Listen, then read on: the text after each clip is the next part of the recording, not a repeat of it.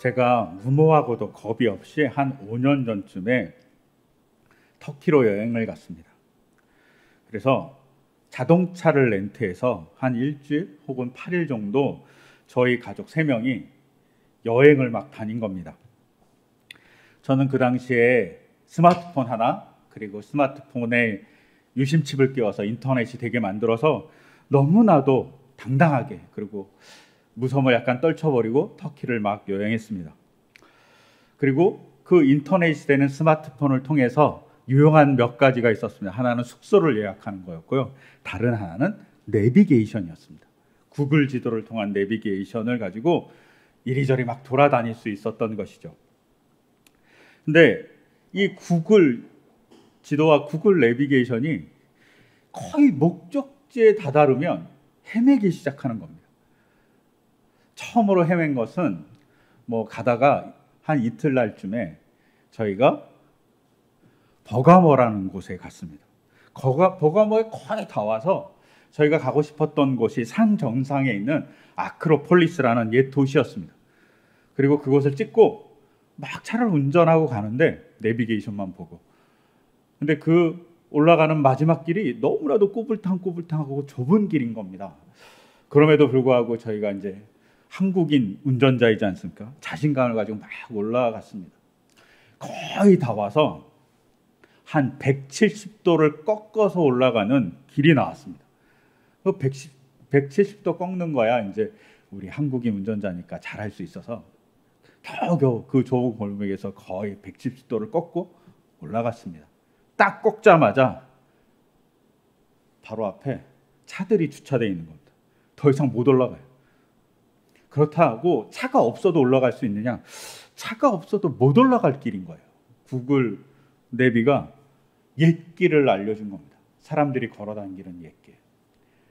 그 길을 올라갈 수 없으니까 포기하고 어떻게 하겠습니까? 차를 후진해서 170도 꺾인 그 길을 후진해서 막 겨우겨우 빠져나오는 겁니다. 빠져나오고 차를 어떻게 그냥 돌려갖고 원래 그 골목이 시작됐던 길로 다시 이렇게 딱 나왔습니다. 그리고 뒤를 둘러봤죠. 이정표가 있는 겁니다. 그전엔 보이지 않았던, 구글 내비로 막 쫓아갔을 때는 보이지 않았던 이정표가 딱 보입니다. 그리고 그 이정표를 쫓아가니 큰 길로 연결된 아크로폴리스라는 그 도시로, 그 유적지로 갈 수 있는 길이 있더라고요. 내비를 볼 때는 그 이정표가 안 보였던 겁니다. 그리고 그 이정표를 따라서 막 올라갔습니다. 그랬더니 아크로폴리스 입구에 철문이 딱 닫혀 있는 겁니다. 제가 헤매는 동안 시간이 너무 늦어버린 겁니다. 들어갈 수가 없는 거예요. 관람 시간이, 이제 입장할 시간이 마무리가 된 겁니다. 마감이 된 거죠. 하지만 감사하게도 저는 그 철문 앞에서 버가모론 지역의 석양이 지어가는 그 아름다운 모습을 볼 수 있었습니다. 그럼에도 불구하고 이제 여행을 계속해야 되니까 구글 지도의 도움을 받고 막 여행을 다녔습니다. 잘 다녔습니다. 그런데 이 마지막 날, 터키에서 마지막 날, 이제 저는 공항에 가서 이스라엘로 넘어가야 되는데 막 공항으로 이제 가기 시작했습니다. 근데 고속도로를 어느 정도 달리다 톨게이트를 나오면 이 구글 지도가 갑자기 방향을 잃어버리는 겁니다. 자꾸 다시 돌아가라고 하는 거예요. 그래서 처음에는 내가 잘못 왔나? 그리고 다시 돌아갔습니다. 그런데 계속 그 자리를 맴돌게 만드는 겁니다. 이 구글 지도가. 비행기 시간은 다가오죠. 길은 모르죠. 구글 지도는 헤매고 있죠. 정말 어찌할 바를 모르겠더라고요. 막 입은 바짝바짝 마르지, 막 몸에서 땀은 나지, 공항은 가야 되지. 너무너무 힘들었습니다. 그래서 어쩔 수 없이 차를 세우고 그때 보인 화물차 운전사가 있어서 화물차 운전사에 가서 물어봤어요. 제가 가는 공항이 사비아라는 공항이었는데 사비아 공항을 어떻게 가야 되냐고 물어봤습니다. 이 사람이 모른답니다. 사비아 공항, 난 그런 거 모른다고 그러는 거예요. 야, 이제는 큰일 난 겁니다. 왜냐하면 제가 터키에 들어갔을 때는 사비아 공항으로 들어가지 않고 아타투르크라는 공항으로 들어갔습니다. 이게 제일 큰 공항이에요. 그런데 제가 터키에서 이스라엘로 넘어갈 때는 아타투르크에서 넘어가는 게 아니라 사비아 공항에서 넘어가는데 둘 다 이스탄불에 있습니다.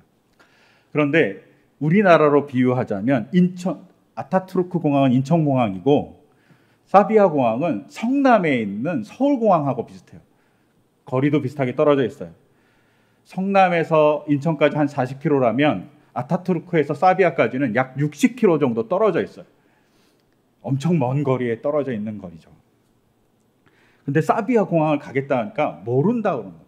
그래서 어쩔 수 없이 그분한테 그럼 이스탄불은 어떻게 가냐고 이렇게 여쭤봤습니다. 그랬더니 이 길로 가야 된다고 알려주셨어요.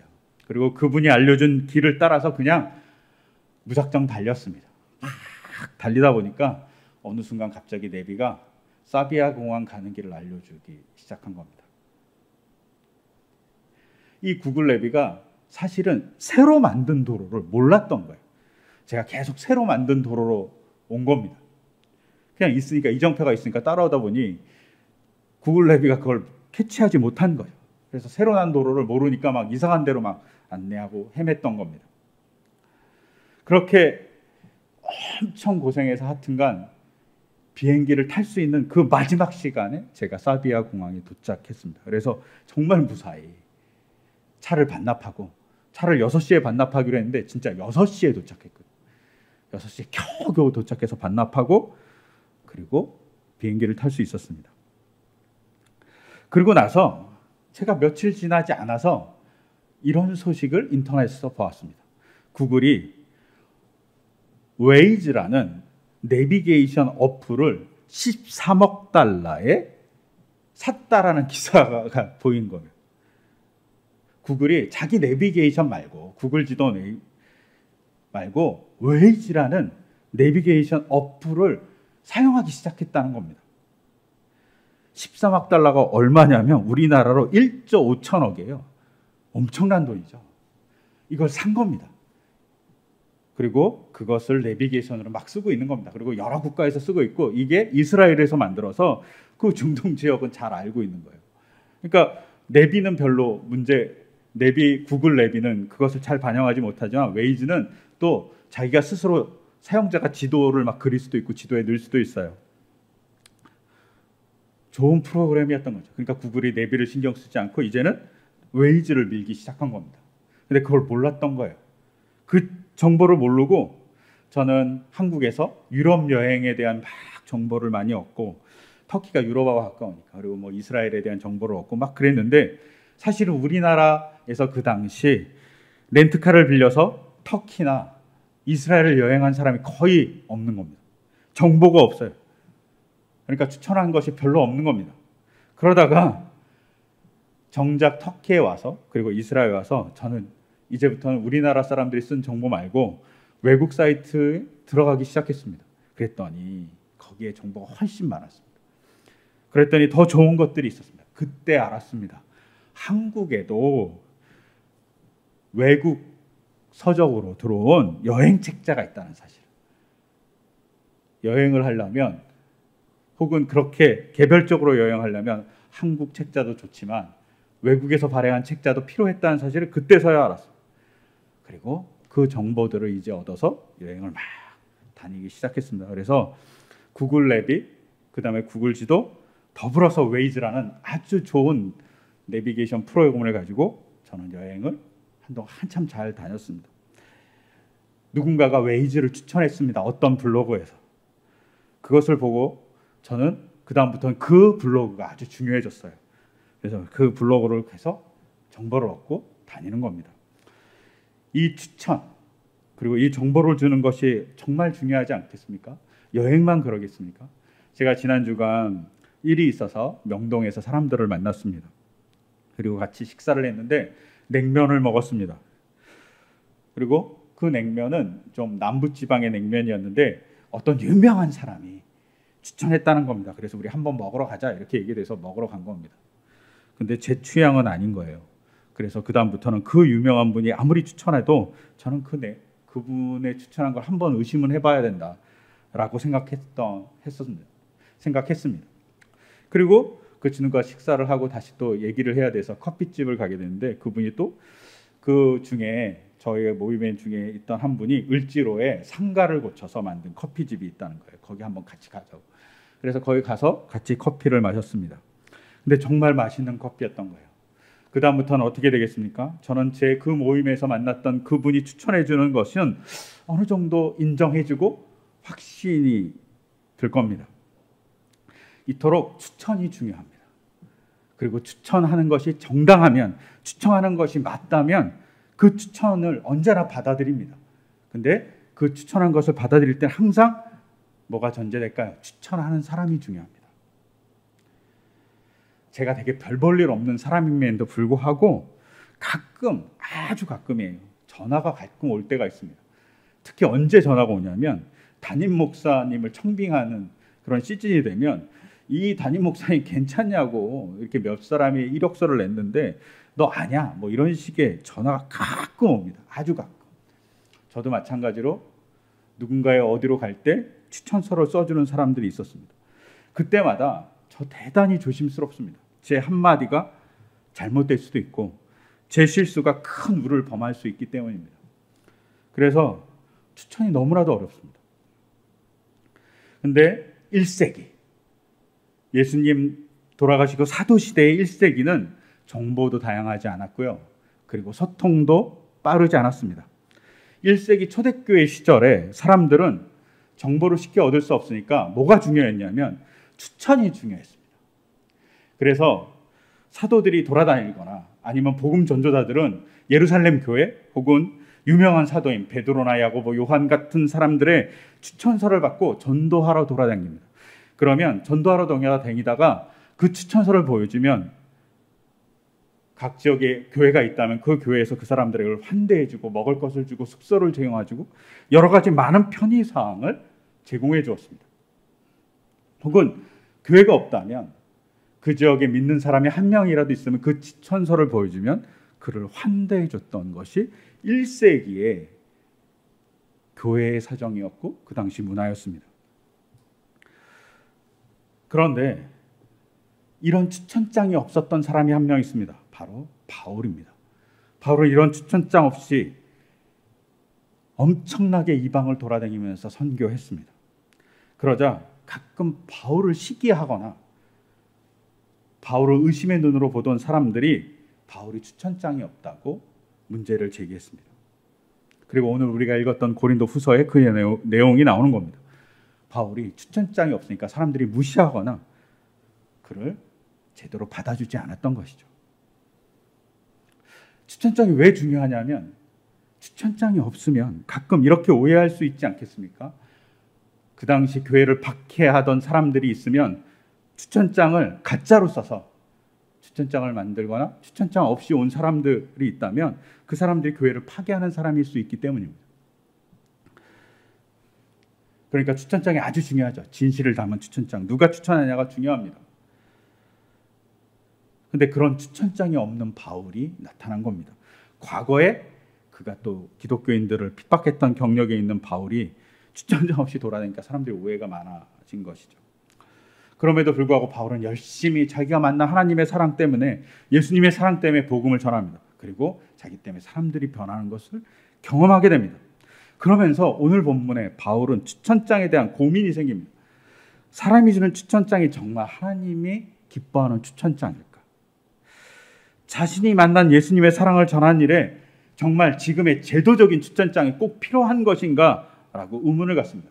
그 의문을 잘 드러내는 것은 오늘 읽지 않았지만 고린도후서 2장에 나옵니다. 어떤 사람들이 가끔은 추천장을 악용해서 자기의 편의, 교회에서 받는 이익들을 막 얻어가는 것이죠. 그리고 정작 전도는 하지 않는 사람들이 존재했던 겁니다. 혹은 가짜로 추천서를 받아서 만들어서 대접을 받는 사람들이 있었던 것 같습니다. 그래서 이 장은 그런 사람들이 장사꾼이라고, 복음을 파는 장사꾼이라고 비난합니다. 분명 그런 사람들이 존재했던 것이죠. 그러니까 바울이 이런 추천장의 남용 혹은 추천장의 오용들을 보면서 진짜 추천장이 무엇일까 고민합니다. 그러면서 오늘 읽었던 본문 고린도에서 1장 3장 1절과 2절에서 진짜 추천장은 뭐냐면 바울 자신이 했던 사역, 그리고 그 사역에서 결과물로 나타난 성도들이라고 얘기합니다. 그리고 바울의 복음으로 살았던 그 삶이 추천장이라고 생각합니다. 그리고 나서 3절에 뭐라고 얘기하냐면 고린도 교회 교인들을 향해서 그리스도께서 쓰신 편지입니다. 당신들이 편지입니다. 라고 오늘 우리가 읽었던 새 번역은 얘기하고 있습니다. 그런데 여기에 약간의 해석의 난해함이 있습니다. 왜냐하면 1절에 나온 추천장이란 단어도 헬라어로 에피스톨레입니다. 2절에 나온 추천장이란 단어도 헬라어로 에피스톨레입니다. 3절에 나온 그리스도의 편지라고 할 때 그 편지도 에피스톨레입니다. 1, 2, 3절 모두가 추천장이든 편지는 다 에피스톨레입니다. 단 다른 것이 있다면 1절에 에피스톨레에는 앞에 수식어가 하나 달려 있어요. 그게 스타티코스라고 추천하다라는 형용사입니다.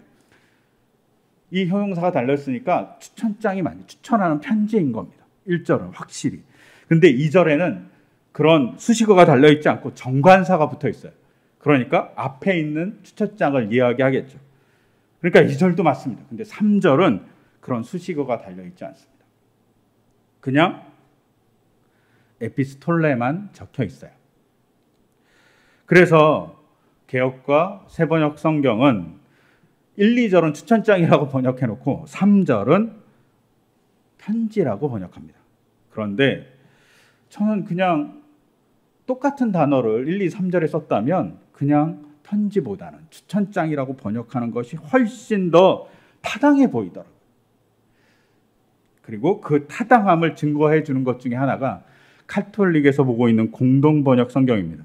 공동번역 성경 1, 2, 3절 모두 소개장이라고 번역하고 있어요. 우리말로 하면, 우리가 있는 개역이나 새번역으로 하면 추천장이죠.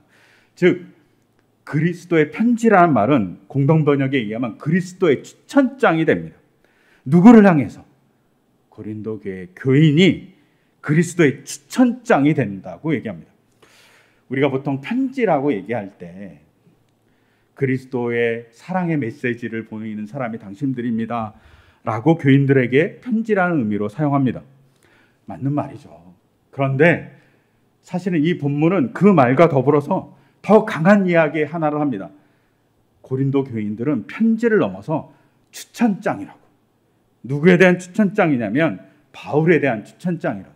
바울이 사도인 것을 증거하고 자기가 어디 가서 사도라고 얘기할 때 나는 고린도 교회를 섬겼던 사도 바울이라고 얘기하면 그것이 추천장이 된다고 얘기하는 겁니다. 이거를 현대로 돌려버리면 어떻게 되냐면 목사가 신학교를 나오고 교단에서 인정받는 자격증으로 안수를 받고 목사증을 받으면 목사라는 것이 증명되지만 그것만이 아니라 목사가 목사로서 역할을 해서 교회나 기관에서 그가 행동하는 것, 그리고 그 기관이나 교회에서 드러난 그 성도들이나 기관의 사람들이 보여주는 것이 목사인 것을 증거한다는 말이 됩니다. 이 말은 제가 개인적으로 목사지만 정말 무서운 말입니다. 제가 목사인 것을 증거하는 것이 교단에서 주는 안수증도 있죠. 그런데 정말 바울에 의하면 증거하는 건 당신 교회의 성도들, 당신 기관의 사람들이 당신이 목사인지를 증거한다는 겁니다. 이것을 조금 더 확대하면 당신이 장로라면 장로인 것을 증거하는 건 당신이 속한 교회라는 겁니다. 장로 안수가 아니라, 장로 안수증이 아니라 당신의 삶이라고. 당신이 집사라면 그 집사인 것을 증거하는 것은 당신 교회의 사람들이라는 겁니다. 당신 교회가, 당신 교회의 사람들이, 아니면 당신과 같이 있는 교인들이 당신을 집사, 안수집사 혹은 장로 혹은 권사로서 추천해주는, 증거해주는 증거라고 얘기해주는 겁니다. 여러분 무섭지 않습니까? 저는 이 본문을 읽으면서 무서웠습니다. 우리가 기독교인으로서 누군가 저를 추천해 줄 때 그 추천해주는 대상이 저와 옆에 있는 교인들이라는 겁니다. 그 교인이 저 사람 기독교인이에요 라고 추천해 주어야지 그것이 증거된다고 얘기하는 겁니다. 목사도 마찬가지고 성도도 마찬가지라고 볼 수 있습니다. 여러분은 단순히 그리스도의 사랑의 메시지를 보내주는 사람을 넘어서, 편지를 넘어서 추천장이라고 얘기하는 거죠. 그리스도의 추천장. 누구가 그리스도인이라고 얘기할 수 있는 사람, 혹은 누구를 신뢰한다고 얘기할 수 있는 그런 추천할 수 있는 사람이 된다는 겁니다. 여러분, 추천장 아무한테나 받지 않습니다. 저도 어딘가에 뭔가를 낼 때 추천장을 받으면 제가 저희 아들한테 추천장을 받지는 않습니다. 혹은 초등학생에게 추천장을 받는 게 아니라 추천해 줄 만한 사람에게 추천장을 받습니다. 마찬가지로 우리가 어떤 사람이 되어야 하냐고 바울이 얘기하냐면, 네가 그리스도인을 추천해 줄 수 있는 추천자가 되어야 된다고 얘기합니다. 그것이 우리의 가야 될 신앙의 자리라고 얘기합니다. 여러분, 단순히 편지가 아닌 거죠.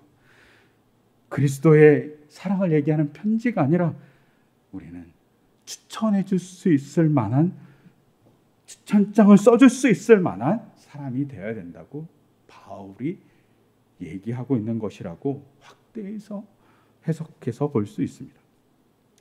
그러면 여기서 질문이 존재합니다. 우리가 추천장이 되기 위해서는 어떻게 해야 할까요? 추천장을 써줄 수 있는 신앙이 되려면 어떻게 할까요? 그것은 오늘 읽었던 예레미야서를 보면 조금 알 수 있습니다. 예레미야서에 하나님이 우리의 가슴과 우리의 마음에 하나님의 율법을 새겼다고 얘기합니다. 전에도 이야기했지만 그 마음이라는 것이 우리의 감정을 나타내는 것이 아니라 우리의 경험과 지식을 의미하는 것이 마음입니다. 즉, 지금으로 얘기하면 뇌와 같은 게 마음입니다. 저희 교회 아이들이 가끔 신앙에 대한, 성경에 대한 궁금증을 질문할 때가 있습니다. 그럴 때마다 깜짝깜짝 놀랍니다.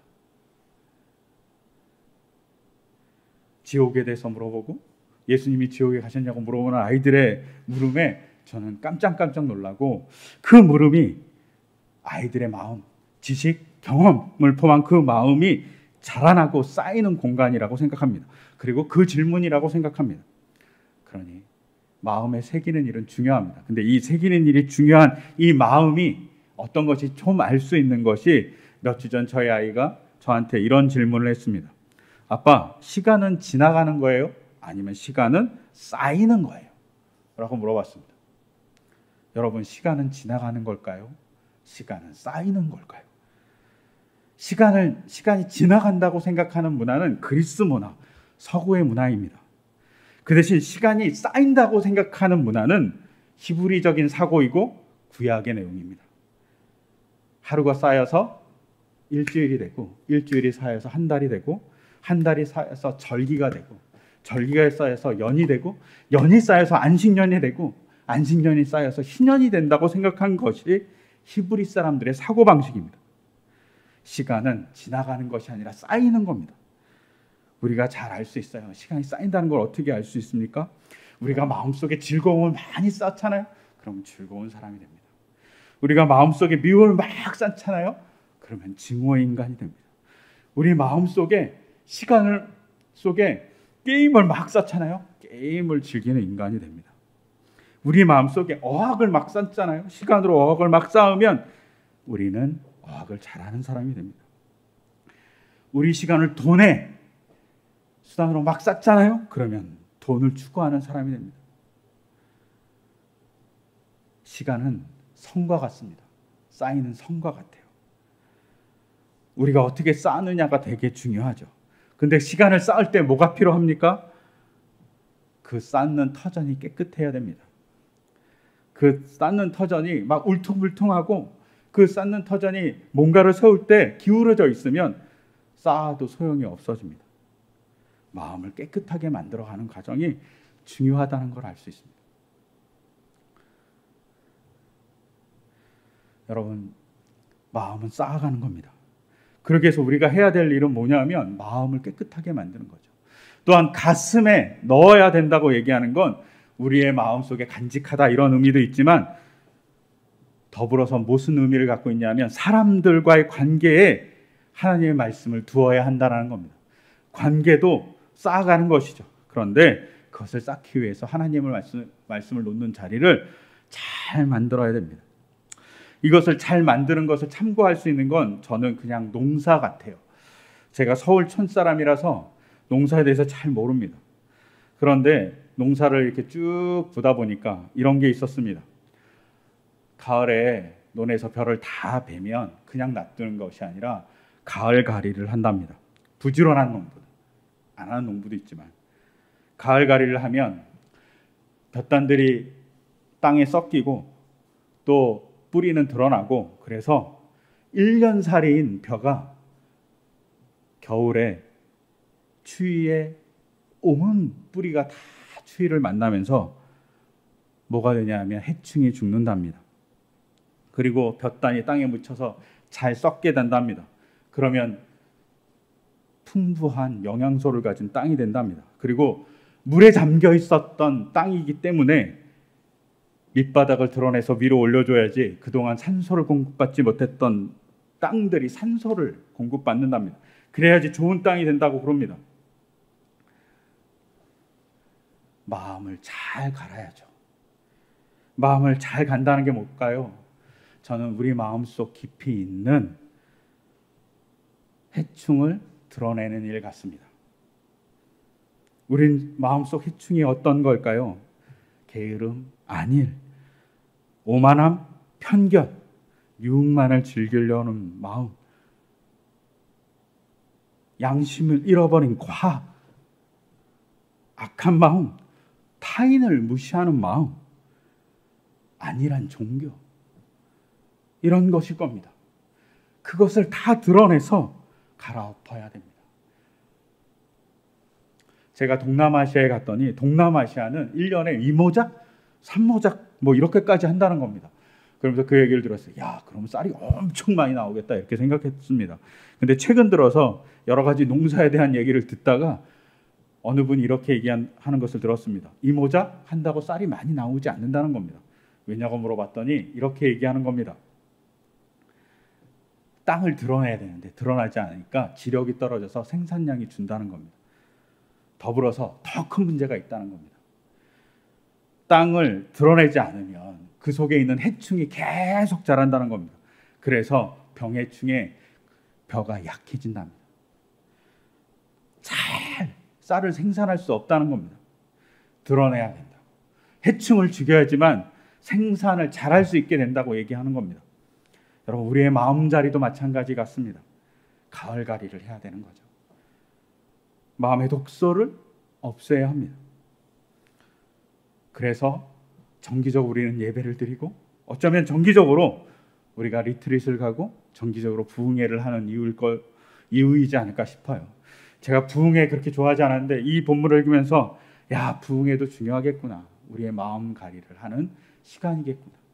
또 우리 간절한 소망은 우리 교회가 1년에 2번 정도 리트릿을 가는데 그 리트릿을 할 수 있게 되기를 소망하게 되었습니다. 여러분, 마음의 독소가 있는 것을 잘 드러내는 모습이 있습니다. 오늘 읽었던 요한복음입니다. 요한복음 11장을 보면 우리가 잘 아는 나사로를 살려주시는 장면이 나옵니다.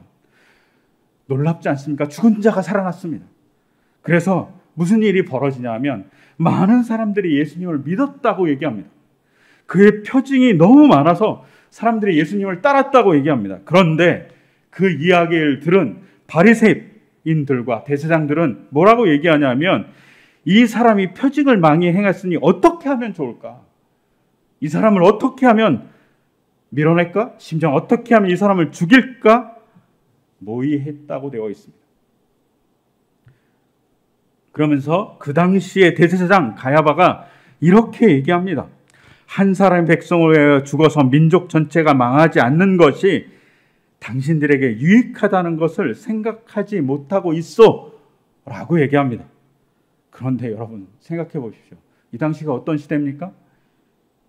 로마에 의해서 이미 유대는 점령당하고 식민 식민지화된 나라입니다. 로마의 식민지가 되어서 그나마 소작농이었던 사람들은 소작농으로도 못 살고 농노가 되고 막노동꾼이 되었습니다. 그냥 대주주만, 로마에 빌붙어 사는 사람들은 대주주가 됐던 시대였습니다. 나머지 모든 사람들은 피폐한 삶을 살던 시대가 바로 예수님 당시였습니다. 그런데 그 소수, 잘 먹고 잘 사는 대세상, 그들이 시대를 못 보고 있죠. 예수님 죽이면 민족 전체를 구할 수 있다고.